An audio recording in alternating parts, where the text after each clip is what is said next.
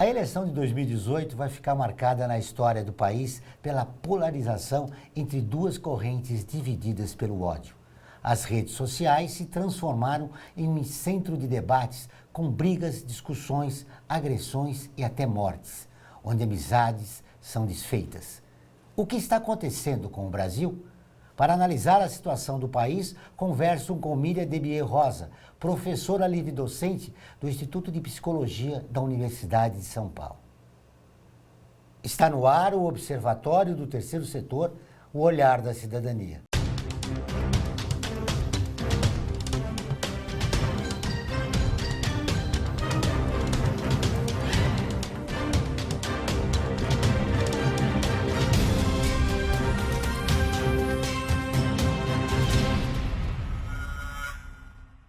O Observatório do Terceiro Setor mostra pessoas que trabalham para a melhoria da sociedade, além de divulgar e interagir de forma comprometida com as organizações de interesse social. Miriam coordena o Laboratório Psicanálise e Sociedade e o Projeto Veredas, Migração e Cultura. Tudo bem, Miriam? Seja bem-vinda ao Observatório. Tudo bem, eu agradeço muito o seu convite para estar aqui e conversarmos. Miriam, o que está acontecendo com o nosso país? Então, Joel, deveríamos estar numa festa, né? Na festa das eleições, o principal momento democrático, né? Onde a população escolhe que tipo de programa de governo ela vai estar adotando, debate as possibilidades, debate com os diferentes modos de pensar o governo. No entanto, né, estamos nesse impasse. Né? Esse impasse que se traduz por uma hostilidade entre os candidatos, mas não só. Né? Principalmente essa corrente de ódio que você cita e que faz daquilo que deveria ser um debate produtivo sobre a forma de conduzir a sociedade, um modo de buscar calar o outro para destacar, a sua posição. Para citar um termo seu, por que essa festa da democracia foi substituída pelo ódio e pela violência? Então, temos vários fatores, eu vou tratar aqui os fatores que são mais decorrentes da minha leitura, que eu falo como psicanalista. Uma das questões que a gente pode entender aí, acho que são várias, é essa corrente de que há um discurso de um dos candidatos que incita o sujeito a exaltar o seu modo de pensar em detrimento dos outros. Né? A gente já sabe que é um modo de construir a política, que é uma política na gênese da guerra, né? Que é atravessada pelo modo de fazer guerra. E não propriamente de fazer política que supõe o exercício da palavra, o exercício do diálogo, a contradição das ideias, o debate sobre as ideias. Né? Então, agora a gente tem um processo de imposição de certas pautas, né? Onde elas não só são impostas enquanto modos únicos de poder gerir o campo, como desqualifica uma parte da população. Desqualifica os homossexuais, desqualifica as mulheres, desqualifica os modos de gestão múltiplos, né? Desqualifica os movimentos sociais. Então, eu acho que este modo de discurso que incita o ato, ele promove mais essa guerra entre as pessoas e não o debate. Então, nós estamos vivendo um processo de regressão no processo civilizatório. Então, é uma questão que está em pauta. E eu acho que isso é muito importante precisar. Essa polaridade hoje não é entre dois modos de gestão, né? Um pouco mais capitalista ou mais liberal, o outro mais de esquerda, ou modos de pensar a escola. O que está em jogo hoje é a própria democracia. Né? Acho que a gente, nesse sentido, e eu acho que o alarme que a gente cria hoje é que, né, as pessoas que vão votar estão votando ou por dar continuidade ao movimento democrático, né, onde há diversidade de ideias, diversidade de formas de viver, e que você pensa uma sociedade onde cabem todos, né, ou um outro modo que impõe ideias e que põe esse processo de autoritário, né, que não entra o debate democrático. Então, é uma eleição que, de uma certa forma, distorceu a própria ideia da eleição, que deveria ser entre duas noções democráticas. Esse discurso de ódio, dito por um dos candidatos, que é o Jair Bolsonaro, ele grudou não só na população de alta renda, como na população de baixa renda. Quais são esses motivos? Então, acho que tem uma das vertentes dessa questão é que algumas das pessoas acham que esse candidato é sincero, que ele diz as coisas do coração e que ele não vai concretizar em ações as suas ideias. Né? Por exemplo, as brincadeiras de fazer com as mãos uma arma, ou de dizer que vai metralhar a Rocinha. O discurso contra as mulheres. O discurso contra as mulheres, né? A ideia de que se deve curar os homossexuais com a surra. Então, que seriam, vamos dizer, formas de expressão mais soltas, né? Então, queria falar um pouquinho disso, né? Porque, na verdade, esta liberação do discurso, né, põe em suspenso todo o processo de pensamento e da constituição de uma moral coletiva, né, onde o sujeito se mira por valores, por regras e por éticas. Né? Só tem liberdade se o outro tem tanta importância como você. Né? Então, uma liberdade para insultar, para humilhar, para escravizar, não é liberdade. Né? Então, esse é um lado da história. Esse lugar de potência que ele convoca as pessoas gera uma certa euforia. A euforia daquele que pode dizer e fazer o que lhe dá vontade, desrespeitando justamente o efeito no outro daquilo que ele diz ou faz. Né? Então, ele promoveu uma liberação eufórica, né, de elementos que estão, de uma certa forma, presentes já em cada existiam um. Na sociedade, nas pessoas. Sim, em cada um, né? Todo mundo tem né? O ser humano ele é composto de um certo conflito. Ele quer mandar mesmo, né? Ele quer, por vezes, ele fica com raiva das pessoas, mas se autorizar, né, a mandar sem que o outro...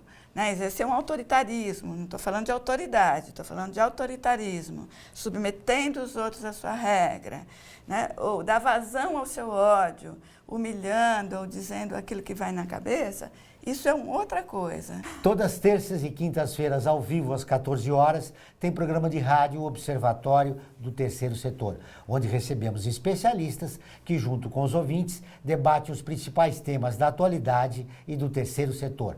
Você pode ouvir pela rádio Trianon AM 740 ou em qualquer lugar do mundo, pela internet, do seu celular, computador ou tablet, pelo link que aparece na sua tela. Voltamos depois do intervalo.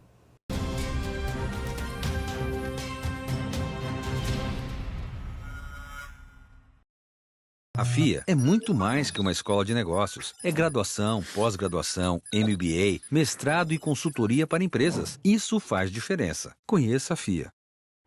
Olá, eu sou Laura Gelbert, da ONU News. Notícias das Nações Unidas e do mundo você acompanha na página e nos programas do Observatório do Terceiro Setor, parceiro da ONU News. E para acompanhar diretamente a ONU News em português, acesse nossa página e redes sociais. Até lá!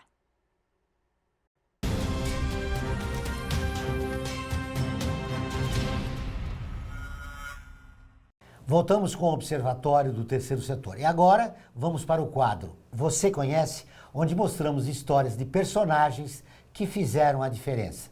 Ela revolucionou a história da aviação, sendo a primeira mulher a efetuar um voo solo sem escalas através do Oceano Atlântico.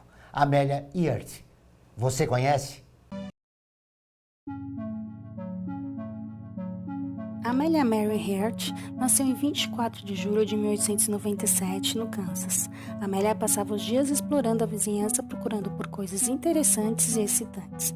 Amélia foi educada por uma governanta e gostava de passar horas na biblioteca da família. Entrou na escola com 12 anos e já na 7ª série. Amélia se formou em 1916. Durante toda a sua infância conturbada, Amélia continuou aspirando sua futura carreira. Manteve um álbum de recortes de jornal sobre mulheres de sucesso em carreiras predominantemente masculinas, como direção e produção de filmes, advocacia, publicidade, gerência e engenharia mecânica. Durante as férias de Natal em 1917, visitou sua irmã em Toronto, em Ontário. Amélia revoltou-se ao ver os retornos dos soldados feridos da Primeira Guerra Mundial e, após receber treinamento como enfermeira na Cruz Vermelha, começou a trabalhar no destacamento de ajuda voluntária em Toronto. Quando a pandemia da gripe espanhola chegou a Toronto, Amélia estava ocupada com a dura tarefa de enfermeira, incluindo turnos noturnos no hospital. Contraiu gripe, pneumonia e sinusite. Teve complicações e foi hospitalizada no início de novembro de 1918 com pneumonia. Permaneceu doente por aproximadamente 2 meses. Trabalhando em vários empregos como fotógrafa, motorista de caminhão, estenógrafa na companhia telefônica da cidade, conseguiu juntar $1.000 para as lições de voo. A dedicação de Amélia ao voo lhe exigiu que aceitasse o trabalho frequentemente duro e as condições rudimentares que acompanharam o começo do treinamento da aviação. 6 meses depois, Amélia comprou o Canário, um biplano Kenner amarelo brilhante de segunda mão. Em 22 de outubro de 1922, Amélia voou uma altitude de 14.000 pés, batendo um recorde mundial para as aviadoras. Em 15 de maio de 1923, Amélia tornou-se a 16ª mulher a conseguir uma licença de voo da FAI. De acordo com o Boston Globe, ela foi uma das melhores aviadoras dos Estados Unidos. Amélia se tornou a primeira mulher a efetuar um voo solo de ida e volta através do continente norte-americano.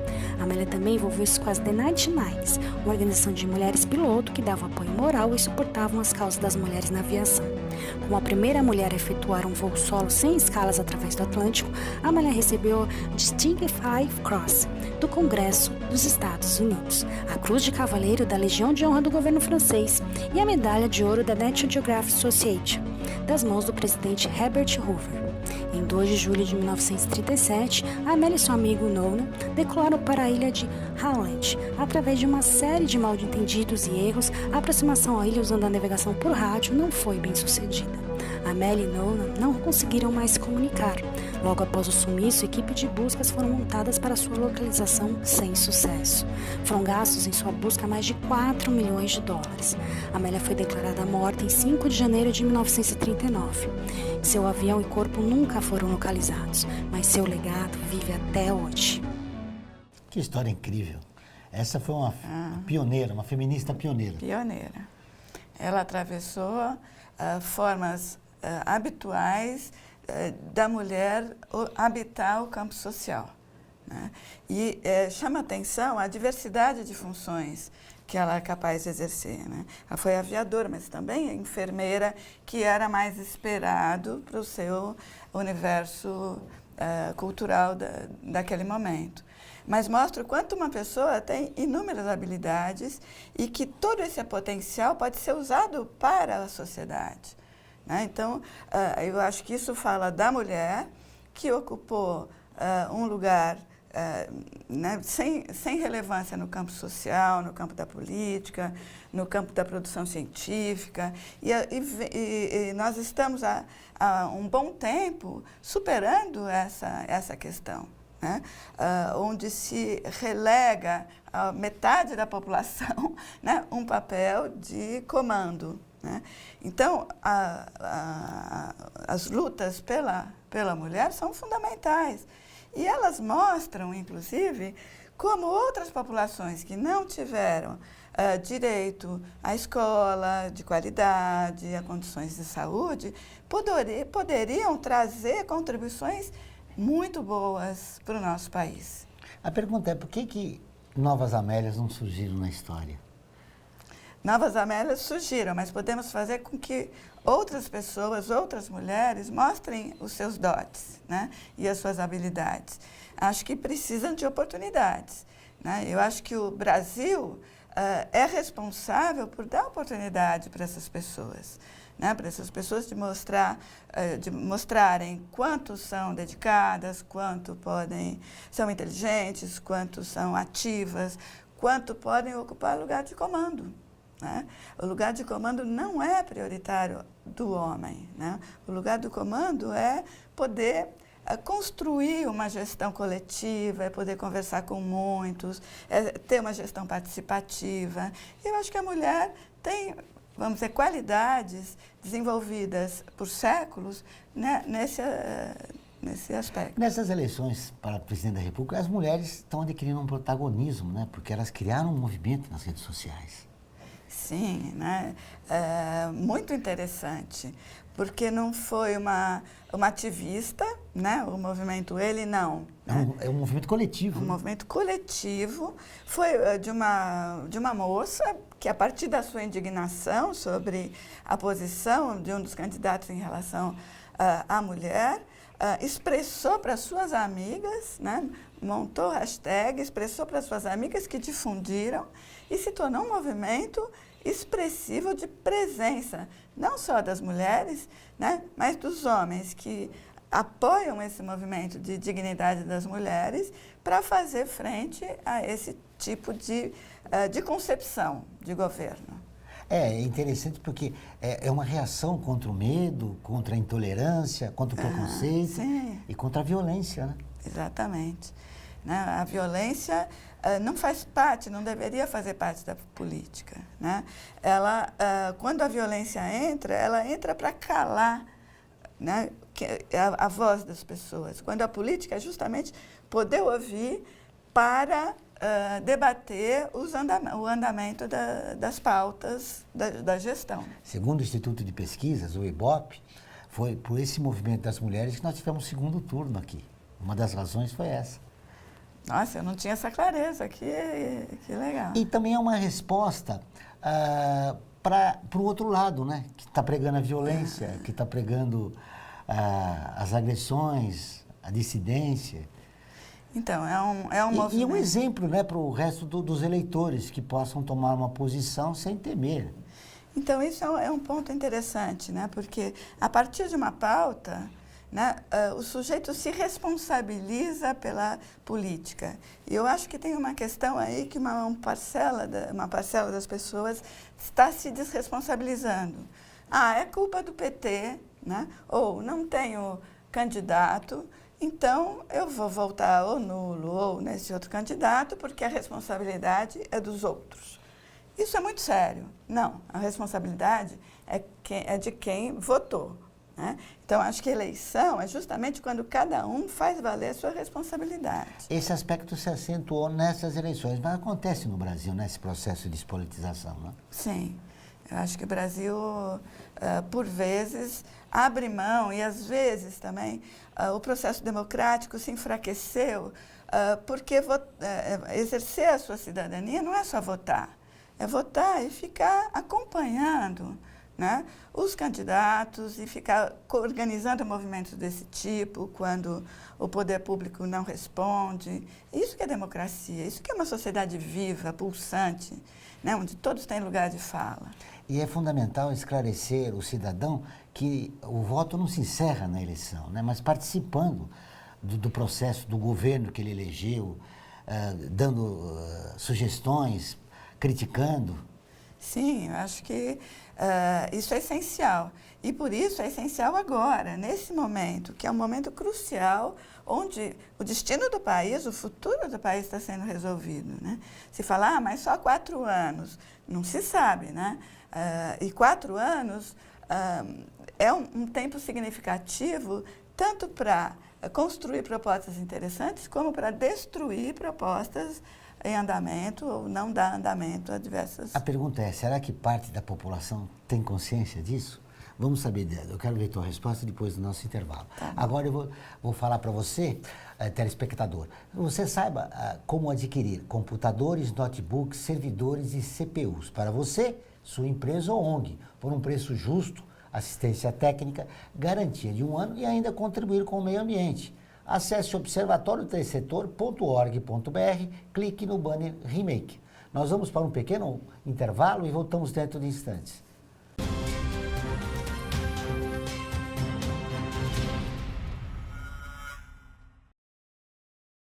A FUNASP colabora com a USP nas relações entre fundações por meio de fóruns, simpósios, seminários, pesquisas e intercâmbio de informações, além do seu investimento na área social.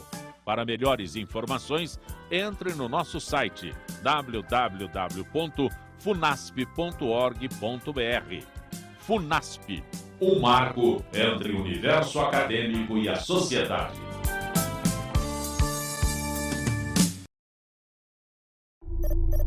Internacionalizar a economia afeta o seu emprego? Para onde vai o Brasil? Ter opinião sem análise é só repetição. Repetição, repetição, repetição, repetição, repetição, repetição, repetição, repetição. Informação é importante. Análise é fundamental. Le Monde Diplomatique Brasil. Independente e crítico.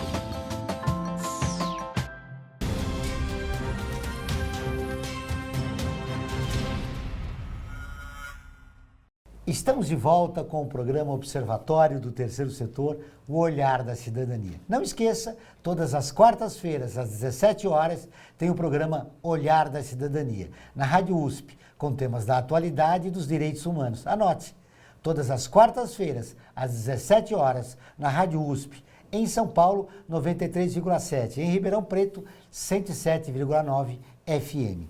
Miriam, no bloco anterior você falava da importância do eleitor para essas eleições, né, que são fundamentais para os próximos anos aqui no nosso país. E como se deve dar esse processo de conscientização? Parece que parte da população ainda não se deu conta disso, né?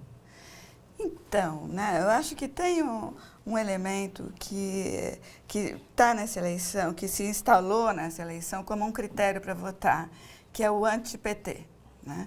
Que foi um critério induzido, né, pelos partidos políticos e do qual também o PT tem a sua responsabilidade pelas formas que conduziu o governo, mas que também foi utilizado como um mote para sedimentar uma ideia de que qualquer coisa é melhor do que o PT.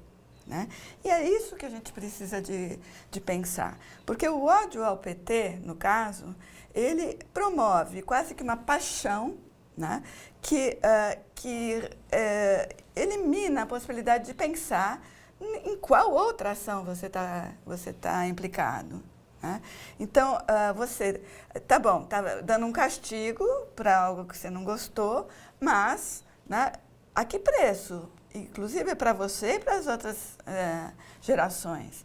Então, vamos dizer, o ódio é um sentimento que anula o pensamento. Então, eu acho que é interessante o eleitor, né, desculpe, retomar as suas ideias. Que tipo de sociedade ele quer mesmo? Né? É essa que esse candidato está expressando? Né? E mais, o que a história já nos contou sobre pessoas como ele? Né? Desde como foi a nossa história em termos da ditadura, né? Em como foi a história que querem negar, né? Dizendo que o Hitler era de esquerda, né? Que, enfim, há um processo de distorção da história, não só do Brasil como do mundo. Então, é muito importante que as pessoas reflitam sobre se estão mesmo de acordo com a pauta que está em jogo e não se protejam da responsabilidade sob o nome, menos o PT. Né? Olhem o que vocês estão escolhendo, porque vocês são responsáveis pela escolha. É um processo de desrazão. O marketing, ao contrário, que foi, como você disse, realizado pelos partidos políticos, pela imprensa, né? E por alguns multiplicadores de opinião. Nós estamos há 4 dias das eleições. Como reverter esse processo? E, repito a pergunta, iniciar um novo processo de conscientização para essa população que está votando com o fígado, né? Exatamente. Né? Acho que todo momento é momento de refletir, mesmo há 4 dias antes da eleição. Né? Então, acho que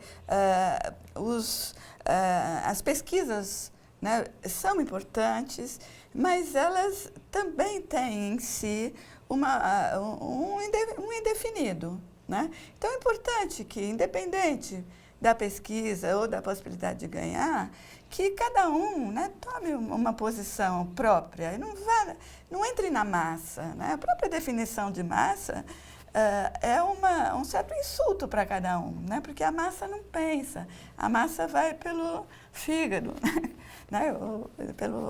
Pela emoção, né? É hora de fazer uma reflexão muito séria, né? Estamos falando dos nossos destinos, né? Das nossas famílias, né? Já que a família está pesando tanto, das crianças desse país, enfim, do lugar desse país no mundo.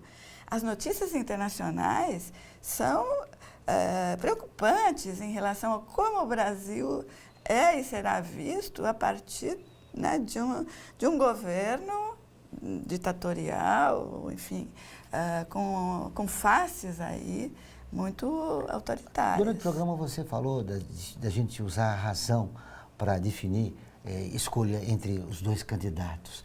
Que indicadores você nortearia para que o eleitor faça essa escolha? Ele pode pensar menos na impressão, né?